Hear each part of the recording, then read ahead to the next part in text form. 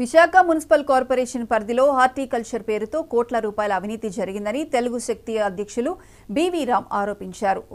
ఉద్యానవన పెంపకం పేరుతో ప్రజల సొమ్మును దుర్వినియోగం చేసిన అధికారిపై చర్యలు తీసుకోవాలని డిమాండ్ చేశారు. ఈ మేరకు జిల్లా కలెక్టర్ హరేంద్ర ప్రసాద్ కు ప్రజా ఫిర్యాదు వేదికలో వినతి పత్రం అందజేశారు.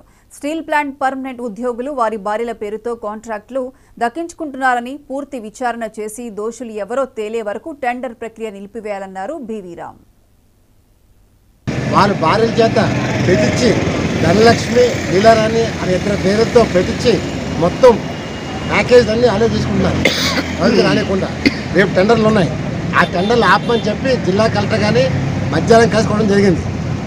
పనులు చేయకుండా ఏమి చేయకుండా బిల్లులు పొందేస్తారు. మరి జీవీఎంసీ ఎవరైతే సివిల్ వర్క్స్ చేస్తారో వాళ్ళ బిల్లులు మాత్రం రావట్లేదు. మరి కలెక్టర్ గారు ఒకటే గౌరవం, ఆ అధికారి ఆ డిప్యూటీ డైరెక్టర్ దామోదర్ 30 సంవత్సరాలుగా ఒకే శాఖలో పనిచేస్తాడు. ఎవరైనా 3 సంవత్సరాలు మాత్రం శాఖలు మారుస్తారు. కానీ మరి అదేంటో అర్థం కాదు, చిత్రంగా ఉంది. ఒకే శాఖలో 30 సంవత్సరాలుగా పనిచేస్తారు దామోదర్ నెక్స్ట్ రిటైర్ కాబోతున్నారు. అవినీతిమయం మరి మొత్తం జీవీఎంసీలో నిధులు మొత్తం గోల్మాల్ చేశారు. దీనిపైన విచారణ జరిపించి 4 సంవత్సరాల్లో ఎంత గోల్మాల్ జరిగిందో, కోట్లాది రూపాయలు జరిగిందో ఆరోపణ చేస్తున్నాం. దీనిపైన విచారణ జరిపించి